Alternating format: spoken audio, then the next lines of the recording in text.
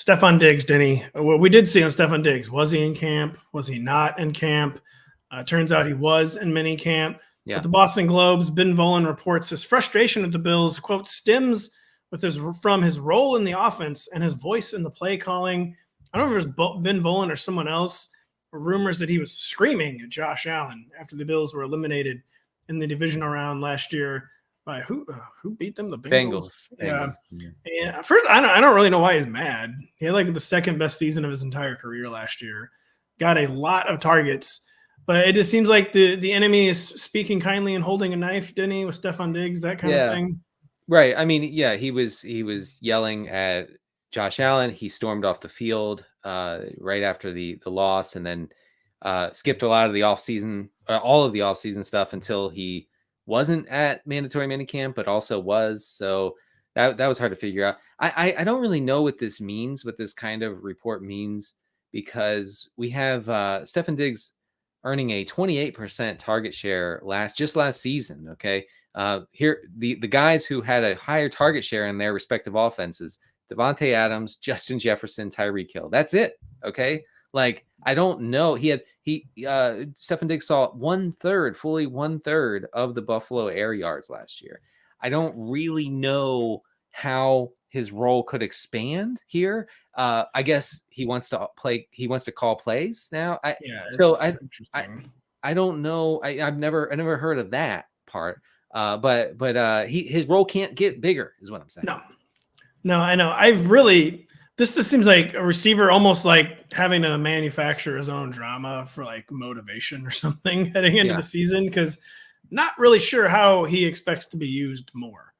And the role is going to remain the same. I mean, I know they used a first-round pick on a pass catcher, but as we know, it's like a big slot Mike Gesicki type. It's not going to be really the kind of thing that's going to eat too heavily into Stefon Diggs's target share. And you got Khalil Shakir and Trent Sherfield duking it out for number 3 duties, and league's most disappointing number 2 receiver in Gabe Davis. And I mean, maybe it's like, must be like a key moments thing. He wants the ball every critical third down, which probably would be smart.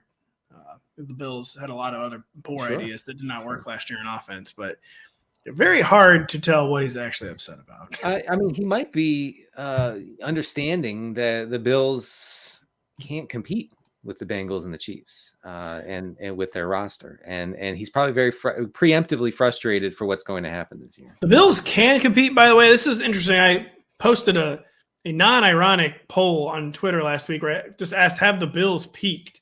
And I think 80% of respondents said they had peaked, which is a little higher than I would have thought. I actually do agree with the sentiment, but I do think the talent base, like the baseline, is still high enough for the Bills where they could get hot in the playoffs and still win a Super Bowl. I don't think they've totally missed their window. They have missed their peak.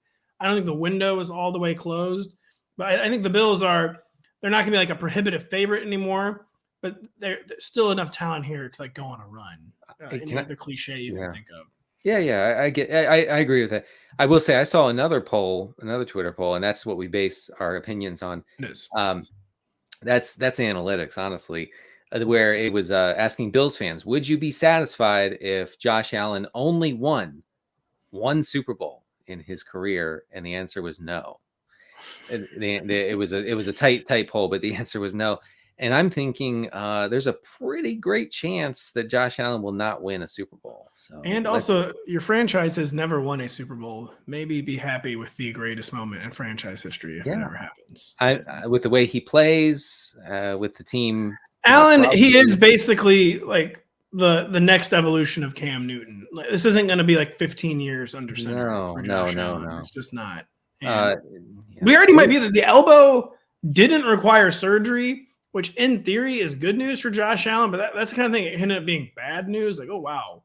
Kind of wish he had gone under the knife because his arm strength just does not look the same. And yeah, that's true. That's very mixed news that he didn't have surgery to me.